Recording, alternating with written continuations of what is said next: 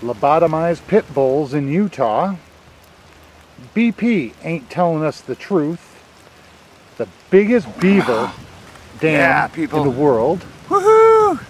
And Obama gives us a new Supreme Court justice. Hopefully. Now the news, or bust style. Enter Elena. Government itself is an art, one of the subtlest of arts, quoted she in a 1977 yearbook, unaware that her other note, Brad is super cute, will soon be used against her as well. Elena Kagan has been nominated by President Obama to succeed Justic+Stevens on the Supreme Court, and the 50-year-old acclaimed constitutional scholar, nicknamed Shorty by legendary Justice Thurgood Marshall, won't see much subtlety as Republicans sharpen their spears to attack someone that they just confirmed a year ago for Solicitor General. It's interesting.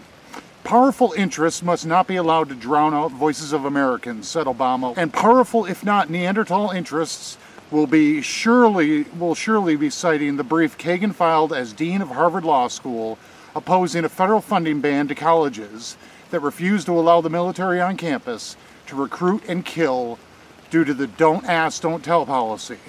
A policy that hypocritical Republicans embrace daily while embracing each other at night.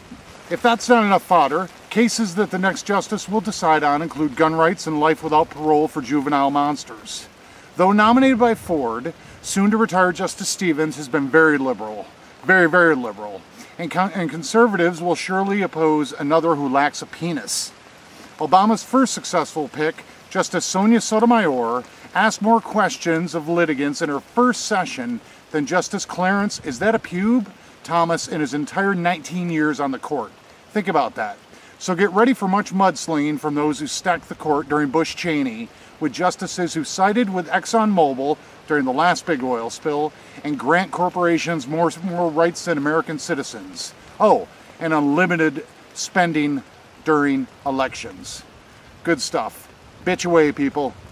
You asked for it. Fat fingering.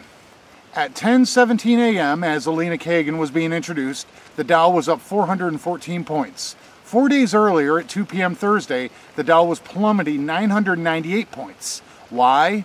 It seems an overpaid, overfed trader stabbed B instead of M on his keyboard, selling billions of Procter & Gamble shares instead of millions. The response was akin to a mariachi band playing in downtown Tucson. Riots and chaos as idiots who haven't quite finished ruining our country sold everything, and not exactly inspiring confidence in capitalism. Just look at a QWERTY keyboard and see the letters go B, N, M. So this obese fuck was most likely drunk as well. Sources have him being at Citigroup, a bank that is still too big to fail. Toxic environments. After 4 terms, Senator Bob+Bennett, Republican of Utah, is no longer conservative enough, losing the Republican State Convention primary partially due to Tea+Party racists and fanatics endorsing a lobotomized pit bull who foams at the mouth while vomiting ignorant rhetoric. You know, Stu, we had commercials running Stu for Senate. We didn't know which state he was going to run for, and he too was chewed up by these damn pit bulls. Pieces of poop with no real decision-making process. Tearing up and saying, quote, "This is a toxic environment," Bennett made the mistake of not universally yelling "no" at every policy put forward by Democrats, even daring to offer an alternative for health care and voting for the banking bailout.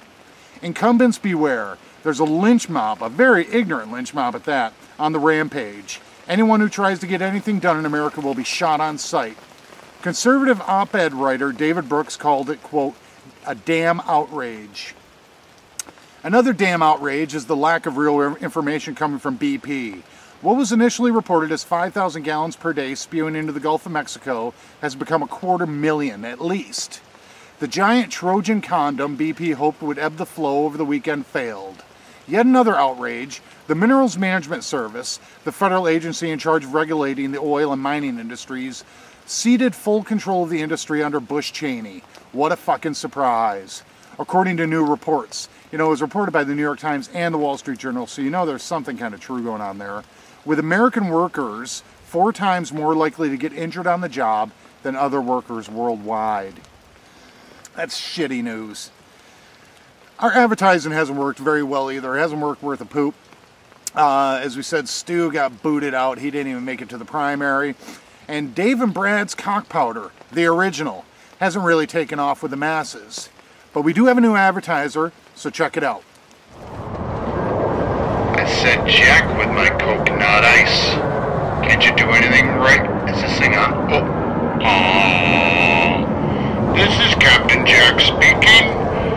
You'll notice we are descending rather rapidly. We are also dumping more fuel into the ocean than BP. This is a code red.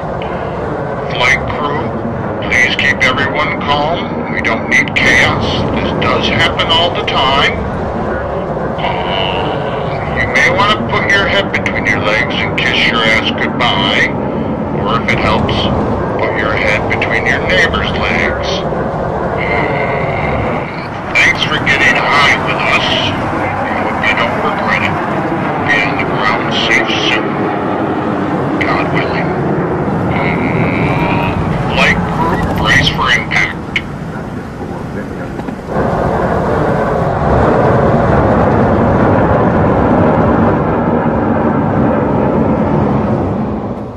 That's so good. Oh, sweet, sweet tobacco.